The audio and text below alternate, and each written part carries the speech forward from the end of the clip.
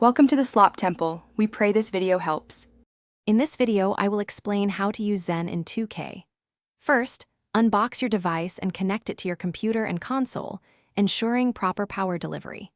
Then, download and install the most current Zen Studio software, along with the very latest firmware update for your device. Verify that your Zen is successfully recognized and online within the Zen Studio application. This foundational step is crucial for all subsequent configurations. Next, let's load a game pack onto your Zen device. Navigate to the Programmer tab in Zen Studio and explore the large library of available game packs. Carefully select the specific game pack tailored for the current 2K basketball title you are playing, as compatibility is key.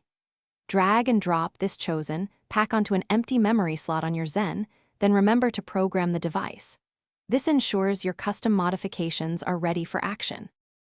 Optimizing your in-game settings is vital for Zen to function correctly. Head into your 2K controller settings and meticulously match them with the values specified by your loaded game pack. For instance, if your pack offers a perfect release, you should disable any in-game shot timing. Additionally, turn off controller vibration completely, as this can often interfere with the Zen's precise script execution. Proper in-game setup significantly enhances your experience. Now, let's explore customizing your mod parameters.